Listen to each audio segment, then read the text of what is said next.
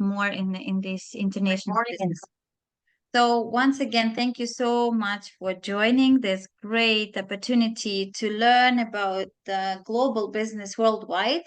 And as I usually share with all of you, all the knowledge I have, just because it's really exciting to get people invited to webinars to discuss ideas, to see where are the questions, and also help you with some useful tips and tricks so that you know where to go next when you need some help.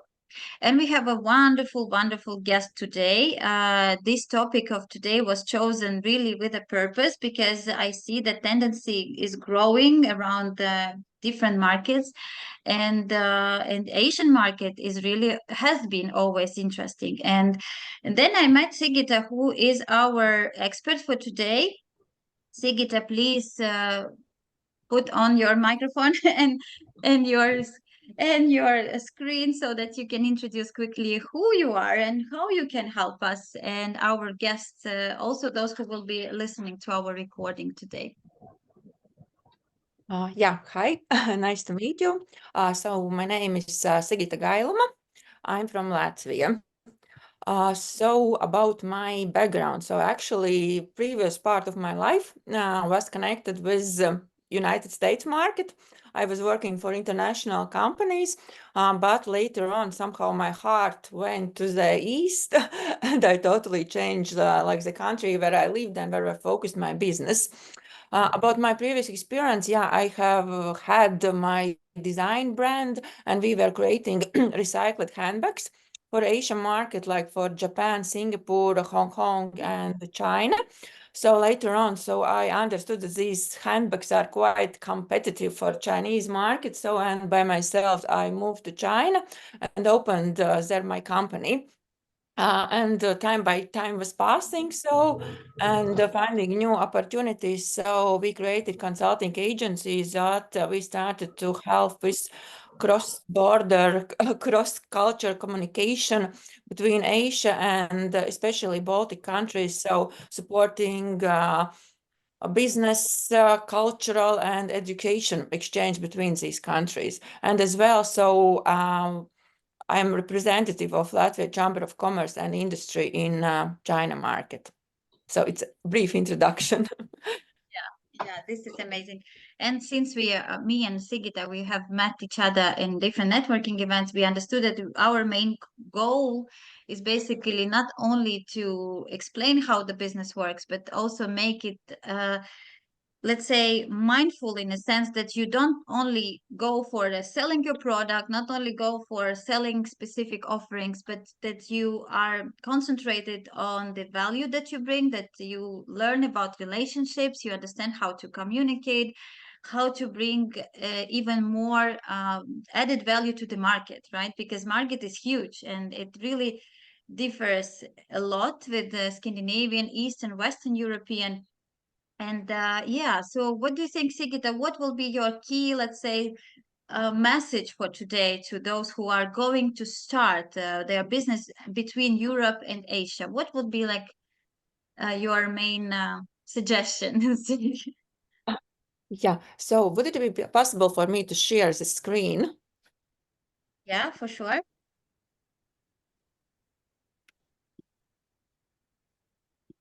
Just a second. Maybe I need to give some kind of a control. Yeah. So, Yeah. of course, okay, maybe still you are doing that, so maybe I will start. So, according to my Mm-hmm. experience, so I have called it like Asia's five things that need to be taken into account. So, and Yeah. first of all, so talking about Asia's five, so I wanted to emphasize that it's preparation.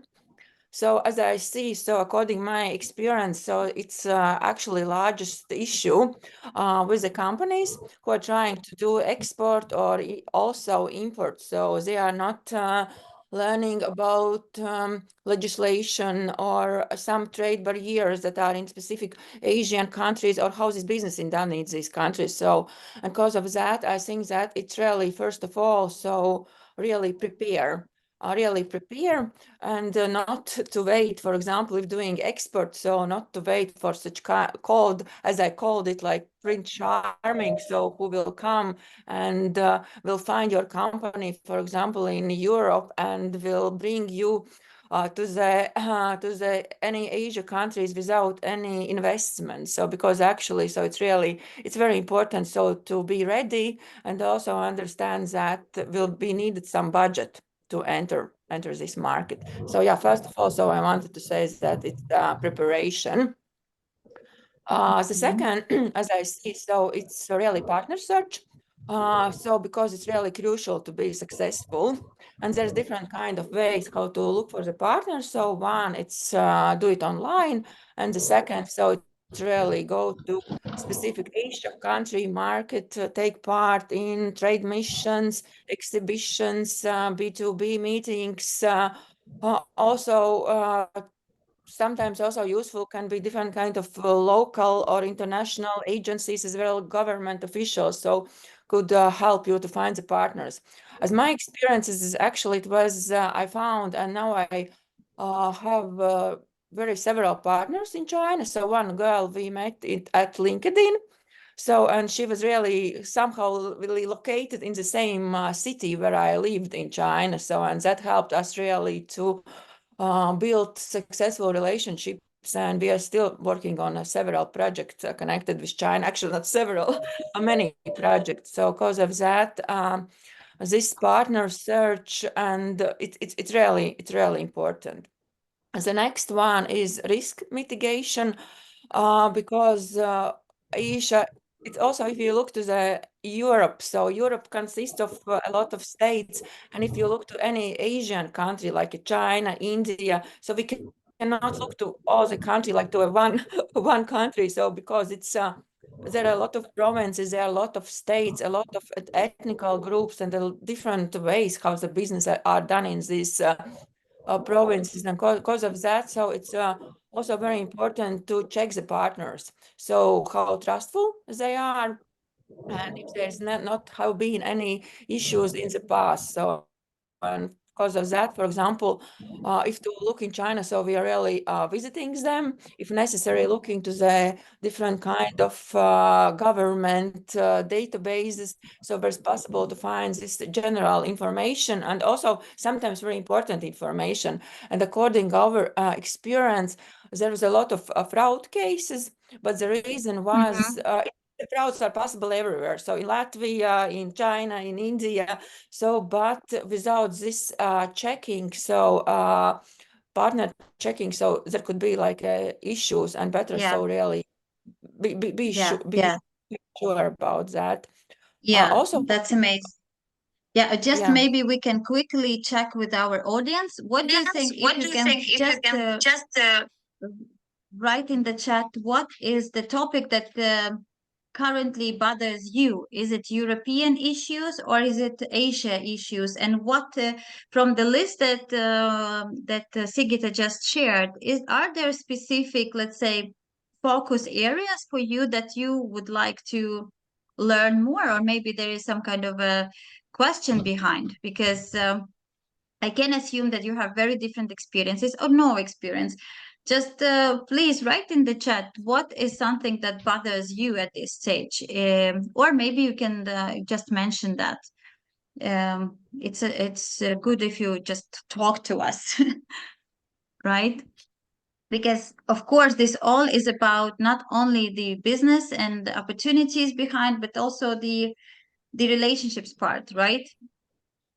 So I see that Gunita is writing that everything seems interesting, but where to meet and where to build meaningful relationships. Basically, our teams or our audience wants to understand where to start with, how to start building relationships, and what will be the first step. Let's say, what do you think, Sigita? What would be the first step they need to take when they start thinking about Asian market? So actually, first of all, so if it's import or export, so you need to think about your product or service. Will it be competitive for that specific market? So, and because of that, like my advice, as I mentioned, this preparation, it would be very useful to do some kind of market research. It could be done by yourself. Yeah. Also, look, there are a lot of different kind of publications done by Chamber of Commerce, so that can be done without any fee. So that by yourself. So first of all, it really is this investigation and First of all, is preparation. investigation. For me, let's say, if practically speaking, investigation started always with going around exhibitions, visiting conferences, learning from environment, from the market. This is how I started, let's say, learn and understand where my company can fit in, where my product can fit in. So practically speaking, for me, it was always traveling to that region and starting to talk to your competitors, potential partners, potential clients in a business environment. What do you think? Would it be a solution for Asia? And how is it possible to So start actually, with research by yourself? mhm. Yeah, because in Yeah, Asia, everything is connected with relation building. Actually, my advice would be at the beginning really to look to legislation, because sometimes it could be really very, very costly to enter the market. Because of that, my advice would be look if your product or service, first of all, suits in this market. And then if you understand, yeah, that would be a right place to go, yes, then go by yourself and see it.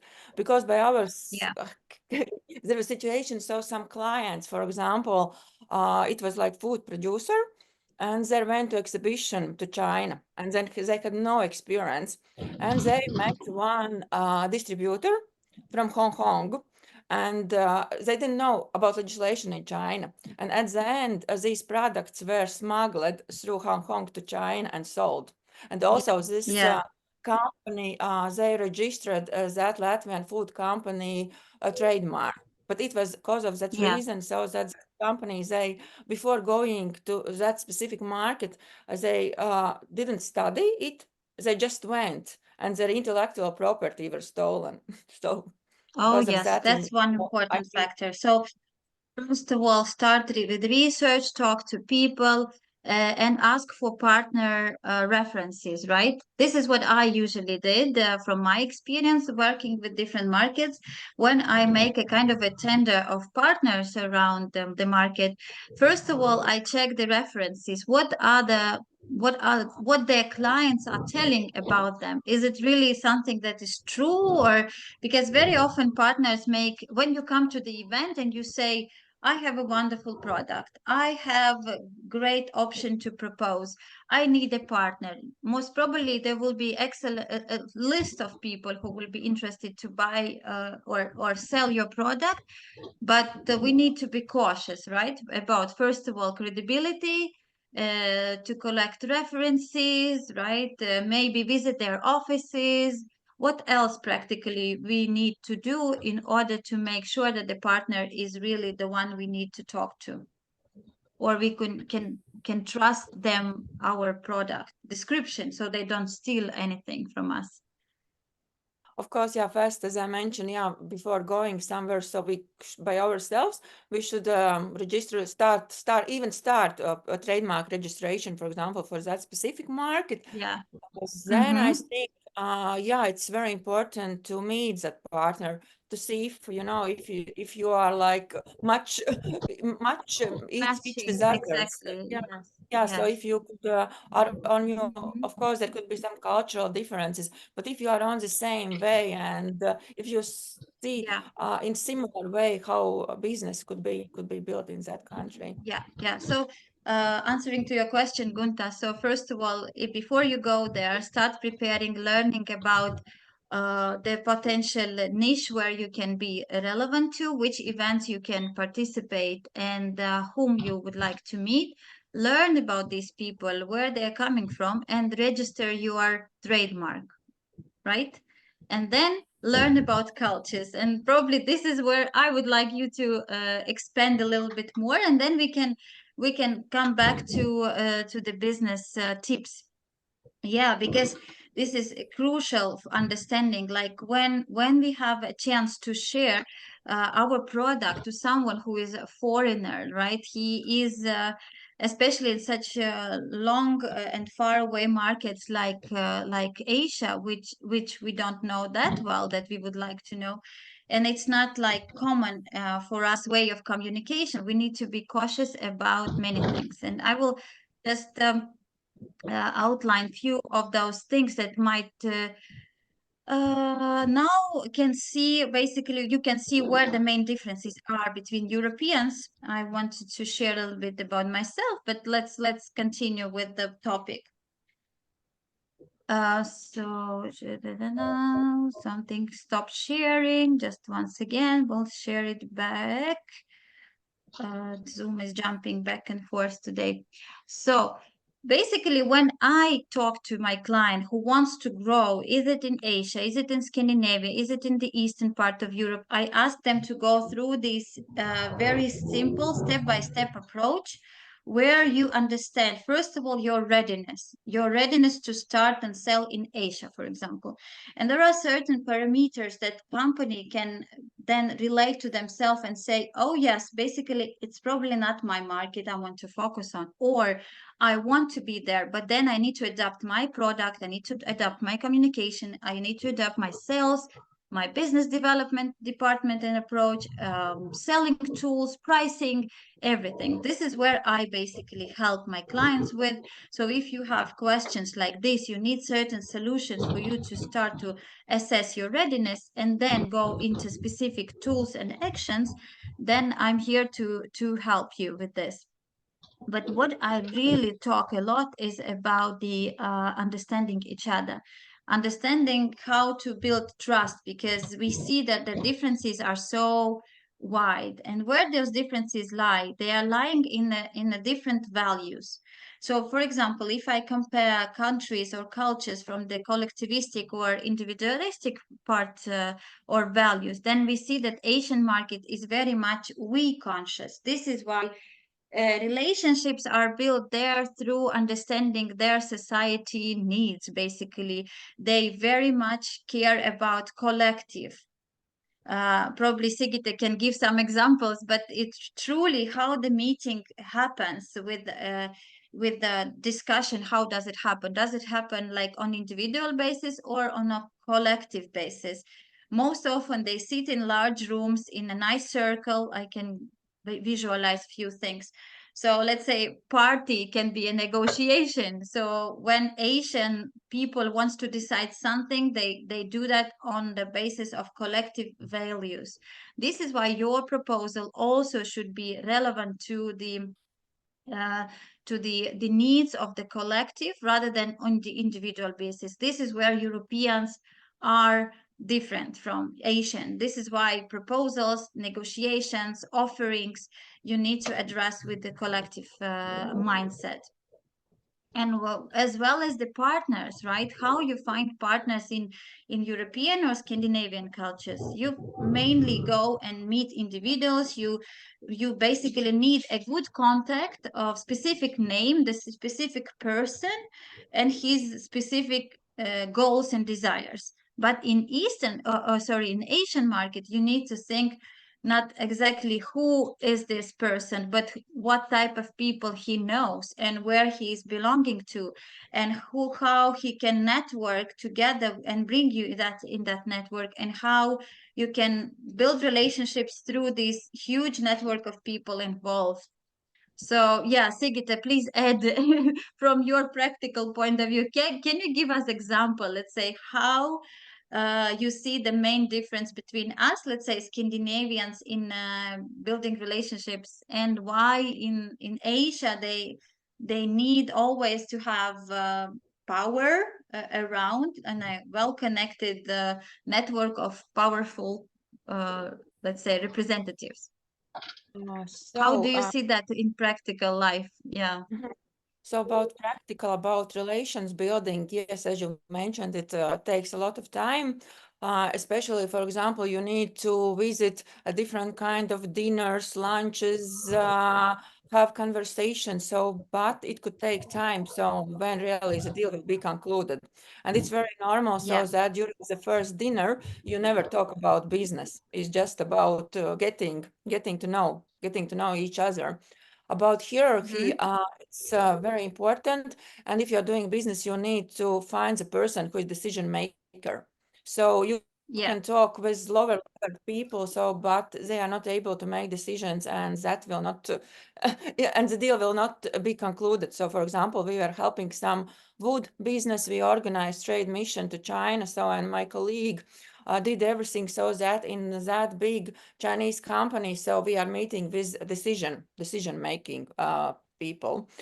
About networking, so which you meant actually, it could in Asia it could be called, so in China it's called Guanxi principle. So it means also it's called like social depth. So it means that network is very connected, and it's quite normally so that you are asking for support to your friend.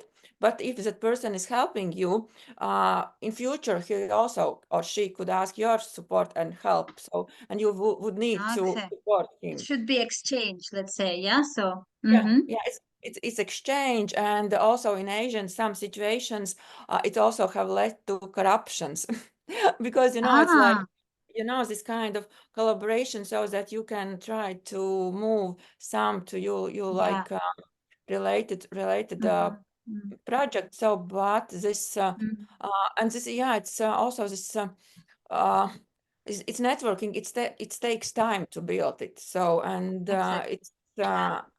it's quite complicated. But also I wanted to mention, it's about indirect communication. So that in Asia, so it's very often going all around, and you cannot understand.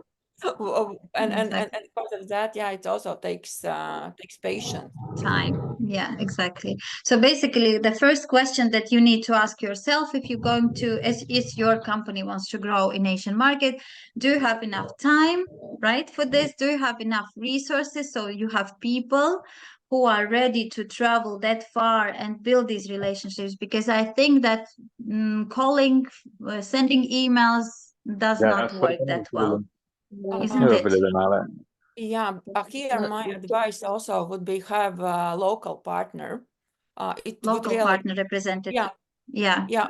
because local partner better knows the culture, and also have a നമ്മൾ better, വരുന്ന തലേന്ന് മുമ്പ് clean ചെയ്ത് കൊണ്ടുവരണം. because of I'm that. sorry, So നമ്മള് yeah. നല്ല വൃത്തിയിൽ കയറുമ്പോ നല്ലതല്ലേ, നോമ്പ് ഇല്ലല്ലോ, ചെയ്യാൻ പറ്റില്ല. Abdul, if I may ask you to mute, if in case you have a question, feel free to ask. Thank you. So yeah, that's really good. So, and the partner, that's another big issue, how you can find the right partner, where to find. So, are there specific tools that our entrepreneurs in Europe can use, like chambers of commerce, or who can help them to find really reliable partners? So actually, of course, it could be done by each person individually. So look online, or also take part in different kind of exhibitions, or even just a bit visitor of that kind of exhibition. Yeah, exactly. But maybe sometimes, so it's really better to meet with professionals who have contacts and who could introduce you with a trustful persons in that specific country. Super, yeah. And then comes the next question, then how to build this cooperation model. And this is where probably you as expert can explain more, because I know that these partnership agreements are very different across Europe, even not even talking about Asia. There are probably specific type of agreements, partnership models that you have to know, and you have to learn from such experts like Sigita, and we may not cover them in here probably, but that's true that like incentive based, is it like, I don't know, commission based cooperation or whatever, there should be specifics of such partnership agreements, I'm sure. Very good. So while we talk about communication, then yes, imagine you have come to the exhibition, you have found your first contacts. You need to first of all pay attention to the such factor like power. how powerful your company looks like in front of the others. So again, it's all about your hierarchy. Let's say you have to represent yourself being part of the highest possible let's say position. This is why you can see that China, Japan, Korea, Vietnam, they all are very power oriented countries. If we compare them with us, with Nordics, we are much lower here. Index showing that you need to know right people, you need to represent your reputation, you need to be able to find also common ground with people on the highest level. But what is important when we talk about decision making? Decision making is really something that differs between us a lot. As you can see, I put some few examples of European, let's say, decision making, where everyone is more or less equal when we decide upon who is taking the main role in decision making, which means that you meet individuals from France or Norway or Germany, they still are individuals behind, but they have probably one boss who takes care of everything, or there might be no bosses. Like in Norway, it's like nominal boss, right, who takes the decision. But in Asia, we see some kind of a tendency that there are several related leaders to the decision. What does it mean? Sigita, how do you think it works in reality? Does it mean that if I come to meet one of these representatives from Asian region, and I see that from my perspective, it would be enough to talk to one. It would be that enough also for him to address this message to the higher managers, and finally to reach the decision maker? Or I have to know several decision makers? What would you suggest here in terms of So decision making? decision maker. Mm-hmm. So decision making. So I would do my best to talking with these black dots you showed. So in Yeah. for Asian market, so that they introduce me to those decision makers, or even to the one decision Mm-hmm. maker. So I would ask for that. So not to talk with, yeah, of course, build relations at the beginning with a lower level people, so have this trust, Yeah. and then get to introduce to decision maker. Exactly. So basically, if you build trust with even lower level of the member, it can also bring you towards the main boss. You don't need to go exactly that or aim for these big ones, or it So will be very yeah, difficult. This is. Mm-hmm. yeah. So it's, of course, it could be like one person. So, but if you build a trust with him, so then if like a hierarchy, so he can go to the by each hierarchy level, so that and that at the end, Yeah. so you are introduced as a Yeah. decision maker. But of And course, it's every like, time you go, yeah, and every time you go level up and up, you can say, I've got green light from that big boss or that boss. So all the time refer to the to someone, right? Said, I spoke to Mr. This, and he suggested me to talk to you. So something like that. These references, network of mm, references, no? no. So they need to introduce you. So it's not you can refer, so that you Mm, know the not you person. So, yourself. Yeah.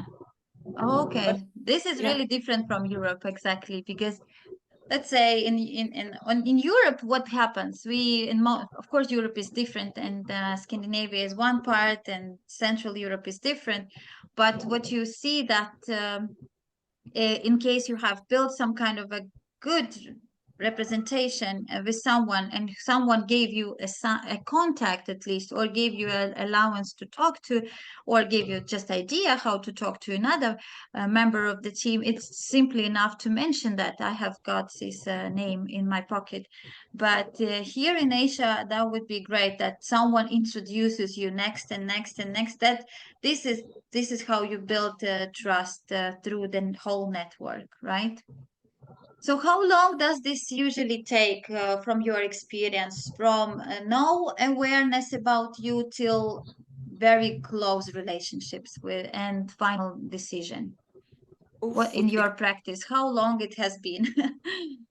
it differs. It's actually also could take years. So we were working with one Yeah. huge company, so and it could took time. really took time to get to introduced. But also here, what I wanted to mention, so it's also very important about saving the face, because we had situations, so Exactly, at the and the end, others. we were introduced to the top level. We organized trade mission for one Latvian company. They went to that trade mission to China, and they needed to do like some homework for Chinese for Mm, Chinese mm, company, but they didn't do that. And actually, my colleague, she lost face as she introduced like an untrustable local company, and later on, uh-huh. so she again visited this Chinese Yeah, company to apologize from our side, so that there was this kind of situation, so that in future uh-huh. so they took us like seriously. So Absolutely. it's Yeah, quite this is again the formula of trust that you can build it very, very long period of time, but it's so easy to lose this trust. It's just with one small misunderstanding, basically, right? So this is really true. And this is why I always say that don't forget these key values in the trust building, that you need to focus on credibility, like who you are, what type of thing you are, what are your, let's say, credible background that you want to bring. Is it the knowledge? Are there the contacts? Is it a great product? Then reliability, that everything you promise also is fulfilled. And then comes this empathy that we are talking about here, that we also care about the values of the others, so that we care about what is important for them. And when I go for the, let's say, analysis of the different country and culture, understanding what is important for them, I usually use this comparison of the countries and cultures. And what I see when I analyze, let's say, Asian market, that for them is important, of course, recognition, power, motivation for achievement and success, which means that what they, if I meet someone from Japan, he really is masculine, from masculine culture, which means that they need to see from how they will grow out of everything what they are doing. They are very focused on achievement, success, and result. Is that true? Are they very masculine in decision making?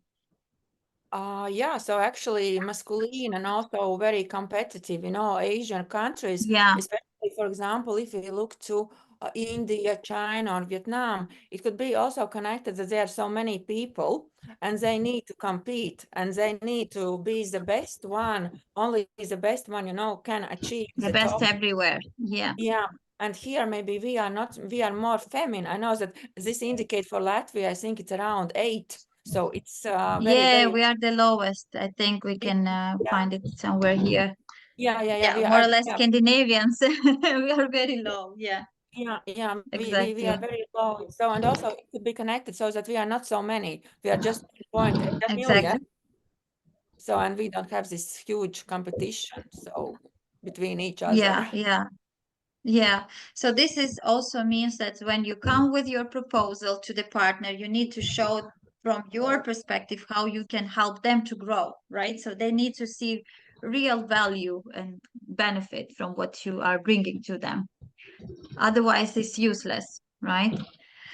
One very important factor that I wanted to discuss, uncertainty avoidance, it shows that high level, that means that the most uncertainty avoidance is higher, the less risk, no, they are more risk assertive, means that they see unknown changes as more risk rather than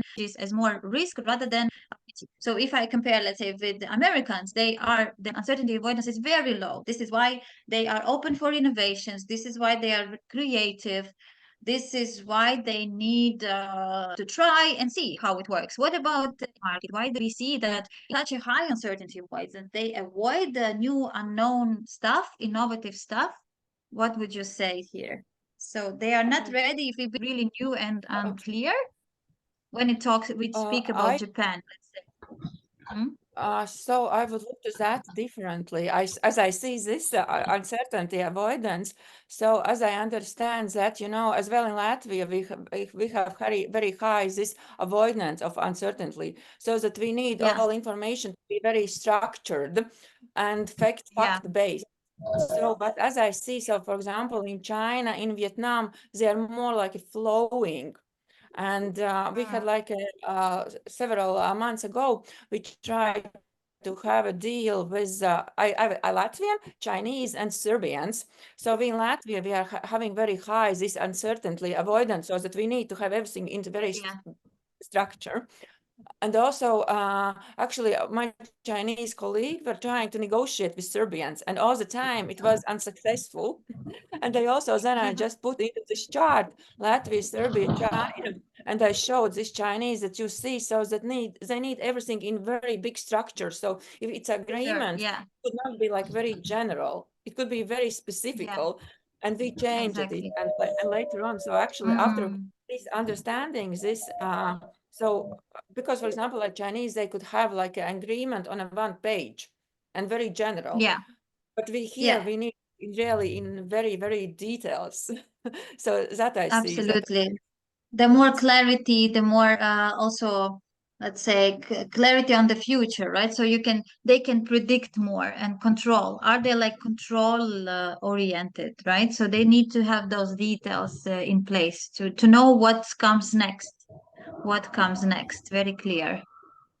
Yeah, Yeah, we need that. and Yeah, we need, even and also for I example, see the Japanese also do that. also, Yeah, yeah, Japanese, as you can see, yeah, South Koreans need it. Yeah, but for example, Chinese yeah. and Vietnamese. So as I say, so they are flowing They're into very it. floating. I also think because Chinese are the leaders about producing everything that they can produce. They try things that they haven't even tried before, and they just buy it and they consume it and they are delivering it all around. So they are probably one of those, creators, I would say. Yeah. So it's fine to but again, it means that if with Japanese you need to be clear about the details, then it's easier for us.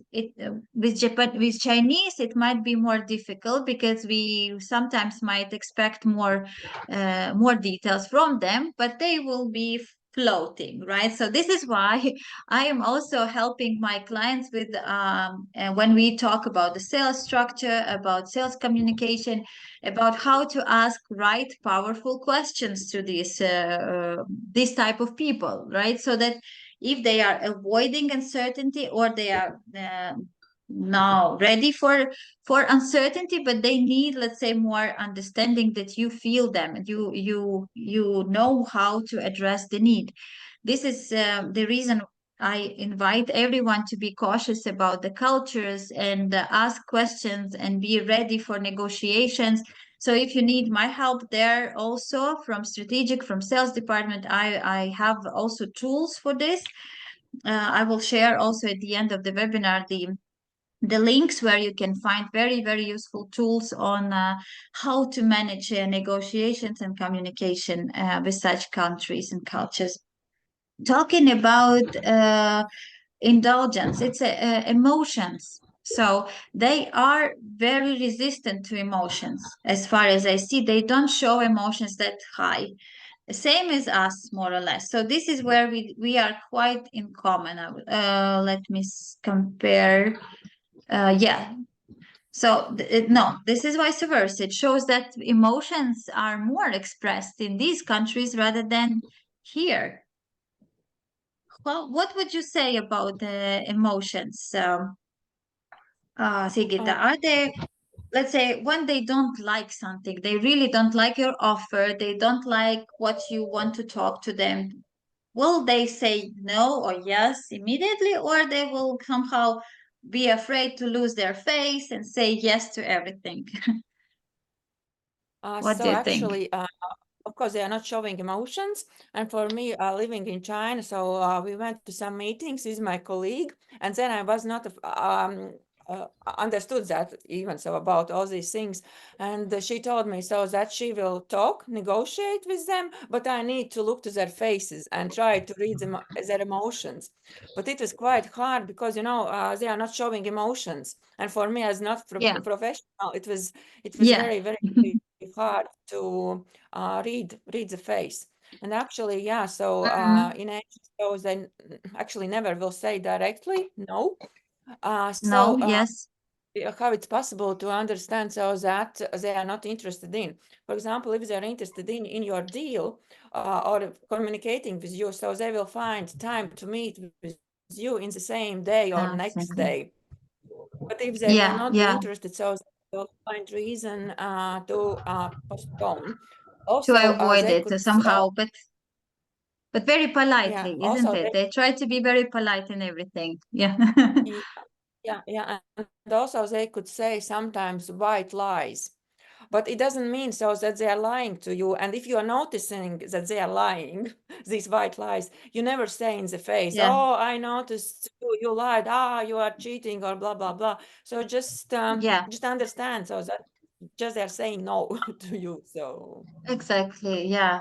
It's very true that what you're saying that when client, especially from different country culture, does something like spends time with you, it's already you should appreciate it highly and show it with your appreciation ways. Is it with some kind of email separately or call saying that we just appreciate that you've spent time with us, that you've spent specific, let's say you did certain help for us, or you have shared the contact, or you have done something for us, which means already a lot too, and we appreciate that. What I usually suggest with such countries and cultures, because in Scandinavians they also don't show emotions, they also are very resistant to showing who they are in reality.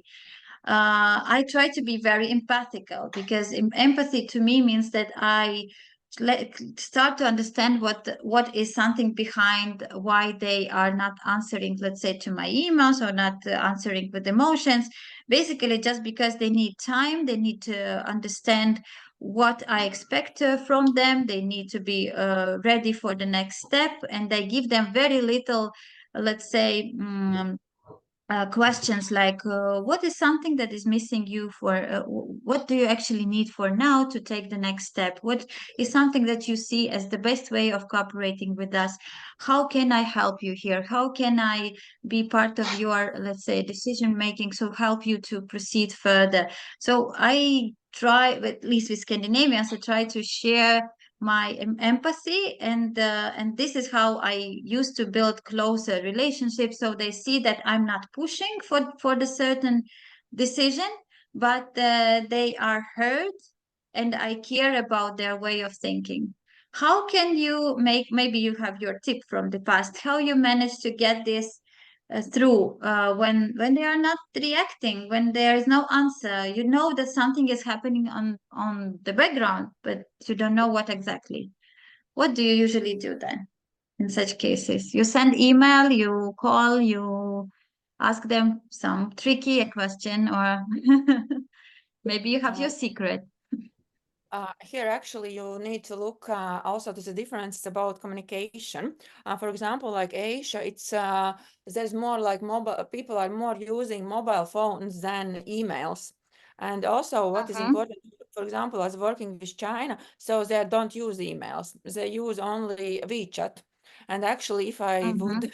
would like to contact them, so I'm just using their local communication, Yeah, like yeah, WhatsApp. So as I know, also Korea has their own WhatsApp, which they are using, and because of that, first of all, it's need to use this local way of communications. And I don't know, no, but somehow actually, I'm quite fast actually, especially as I work mainly with China, so they are very fast to responding to the messages in WeChat, so I can get and WeChat. actually So yeah, so our participants can already notice that there is no WhatsApp, there is no Telegram, right? So they like WeChat because it is fast, it's easy, and that's understandable. So that's one more thing that I suggest to do in this roadmap that I explained to you at the very beginning, that we need to localize not only the way we, not only our product, because this is very important topic. Maybe we can even talk about this next time, how to localize your product and to be relevant for specific niche. But it's also about localizing your communication, your all communication channels. Is it, I don't know, yeah, as you mentioned, WeChat, search engines, where they search for your information, right? Business cards, websites, everything should be considered as a part of this whole go-to-market strategy, right? So, and thus is you reach to right people, you know who those people are, you understand their values, their buyer values, and also risks that Sigita was mentioning, that risks behind your trademark regarding your um, mistrust, or maybe something that you can lose your trust very easily, or just because you talk to the wrong person who had a bad history or something. So you need to be cautious about those background risks that might affect also the future communication. And as I speak to Asian countries or Eastern countries, I always consider about ways how to make it as transparent, the communication be as transparent as possible to avoid this misunderstandings, because their small misunderstanding might lead you to just no outcome, and you probably have gained already some trust and building this trust for a long period of time, but there's simply misunderstanding, let's say in some values. You were too pushy, you were too expressive, you were talking to the wrong people, you were addressing wrong values, most probably very individual values. You've been just talking about yourself, not about them. So there are many things that we need to consider in order to be clear, as well as cautious, understood, and be very active listener, so you understand what type of person is in front of you, what they really need, and how you can help them to achieve their goals, knowing their background and cultural values. And of course, me and Sigrid can help you a lot with this, both from the business perspective and the cultural perspective, communication. I think we can continue, but let's maybe summarize a little bit why we need it. Just one quick summary from you, Sigita. What do you think? Like, what would you offer to learn first our companies before they start doing business in Asia? Before we go to the questions and.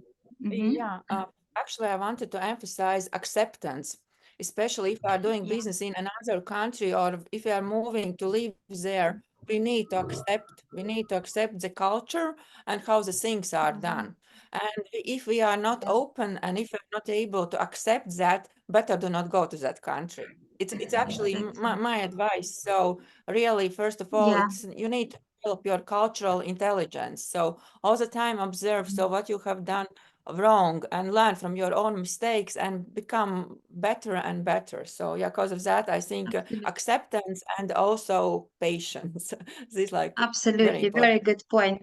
Yeah, because when I talk about companies that want to grow from local company to global company, I tell them the same thing, that you need to be ready to accept things that are accepted and familiar to other countries and make them accepted and familiar for you.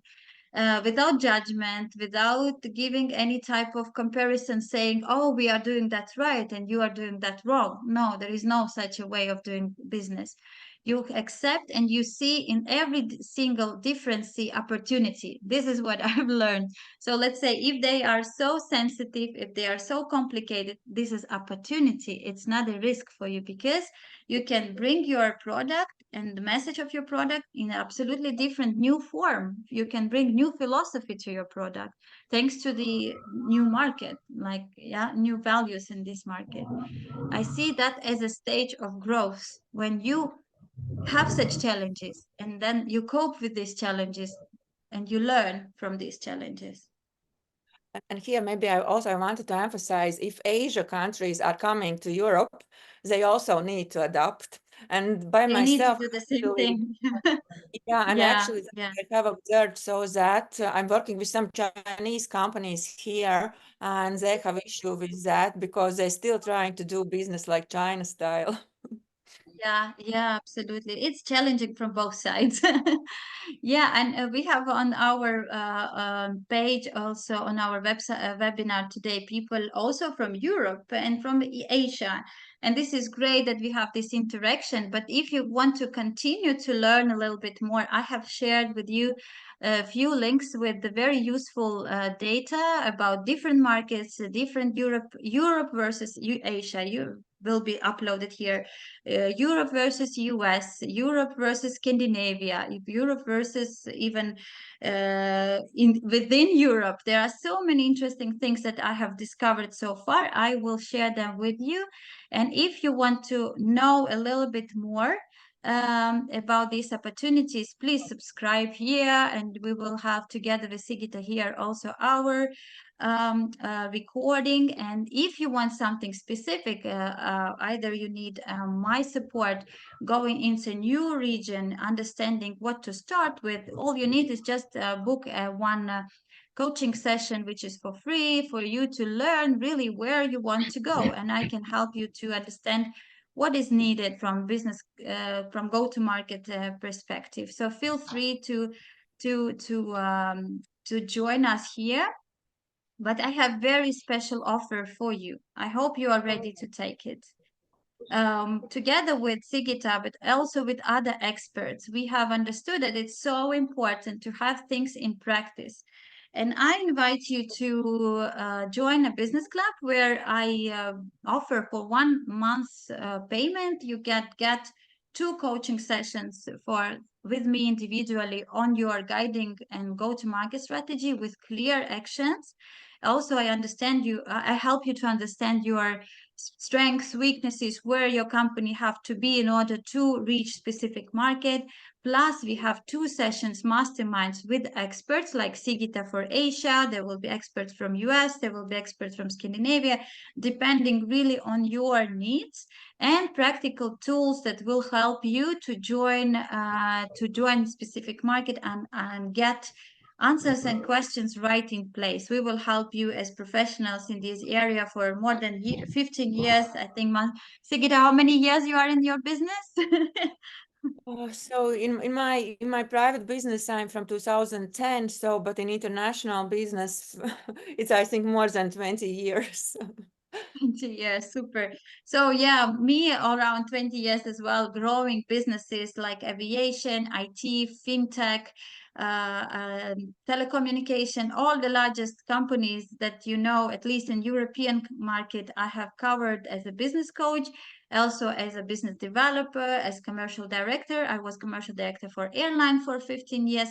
Basically, out of this whole period of our experience, we have learned a lot how to help you to be successful in the new markets. Also, as a certified business coach, I can help you to strategize and see opportunities where you don't see them. Is it related to international business or in business in general? So if you like my proposal, just type in LinkedIn on my chat and say that you are interested in a business club. I will send you the link and we will see you very, very soon there. And we have these 2 great sessions with you, plus 2 masterminds where we will help you to grow your strategy, build your strategy to be strong and to be, first of all, confident about what you need to do in your international business. And feel free to share it. The more you share, the more you get, for sure. So we are happy that we even have time for questions and answers, or maybe your comments, anything you want to add, maybe something that was interesting for you that you would like to share with us, anything that you want to learn a bit more. Just feel free to talk with us. We are here in front of you. So I will pin both. So feel free to come and ask us. What is something that you would like to talk with us? Yeah, Anita, maybe you wanted to add something? Or Gunther?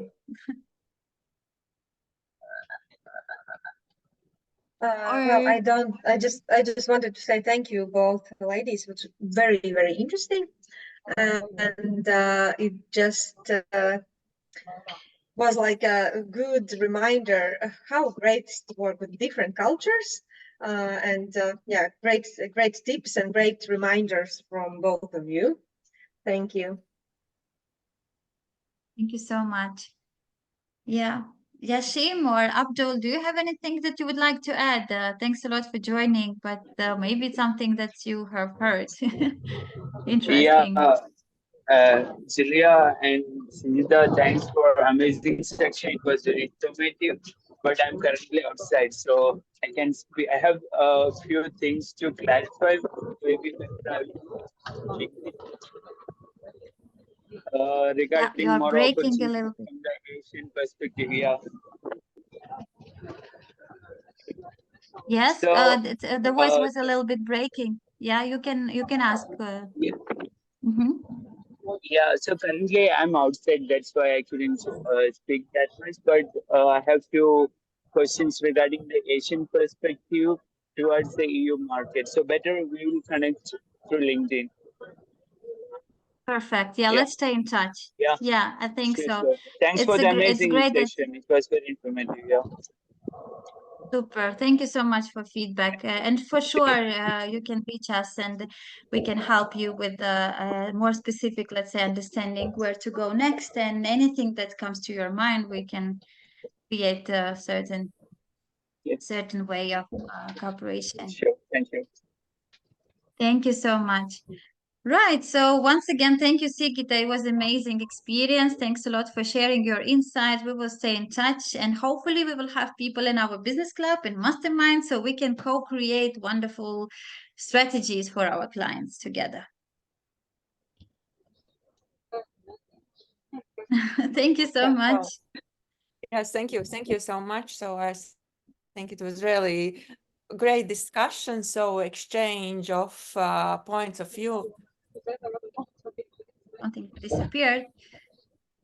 All right. So yeah, I hope the internet is back. Something went wrong. So thank you once again to everyone and wish you a wonderful day ahead. And let's stay in touch. If you need any help, contact, you have my links also, and let's stay in touch. And Jedaldine, thank you so much for joining and your feedback. Hope to talk to you separately. We'll be glad to help you as well. Thank you. I will stop recording. Just a second. Where is it? Where is it? Mhm.